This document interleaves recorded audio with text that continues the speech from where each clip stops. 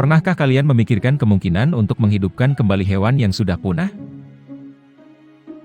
Saat ini sebenarnya semakin banyak hewan yang terancam punah.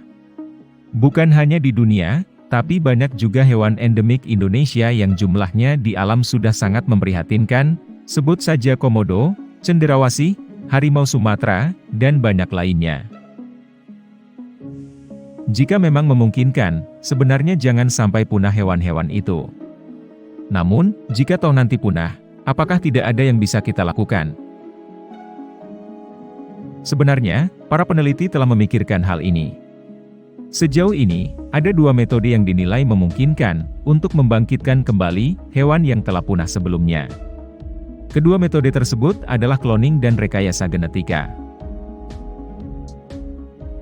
Metode cloning sempat dilakukan oleh para ilmuwan pada tahun 2003. Pada waktu itu, mereka hendak menghidupkan kembali kambing Ibex pyrenea.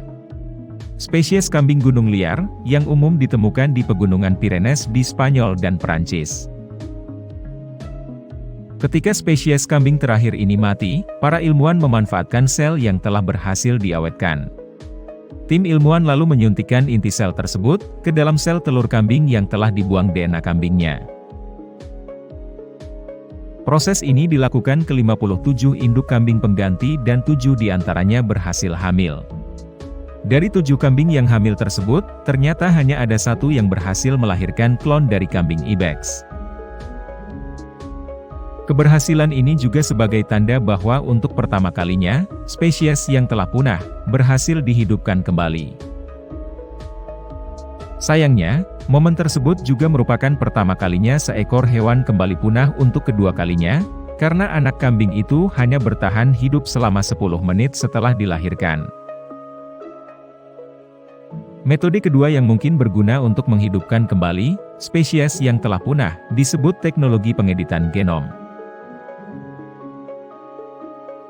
Para ilmuwan memanfaatkan sisa-sisa jasad mamut yang terawetkan dengan baik di Siberia. Hingga kini, ilmuwan sebenarnya telah menguraikan genom mamut, tapi belum mungkin untuk mengekstrak rantai DNA secara lengkap seperti ketika hewan tersebut hidup. Hal yang hendak dicoba oleh ilmuwan adalah memasukkan gen-gen tersebut ke dalam genom kerabat terdekat dari mamut yang sekarang masih hidup, yaitu gajah Asia. Genom yang telah dimodifikasi, ditanamkan ke dalam sel telur gajah yang telah dibuahi, lalu ditanamkan ke dalam ibu gajah pengganti. Kemudian, secara teori, seharusnya hibrida gajah dan mamut akan lahir.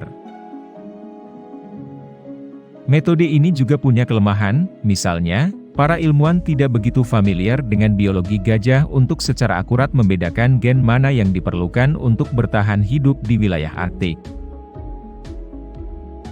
Mereka memahami bahwa tubuh gajah harus ditutupi dengan rambut, memiliki tengkorak oval yang khas, dan memiliki lapisan tebal lemak di bawah kulitnya, namun sifat lainnya sebagian besar masih misteri. Patut ditunggu kelanjutan tentang penelitian ini. Apakah kalian setuju untuk membangkitkan kembali hewan yang telah punah? Jangan lupa tulis di kolom komentar.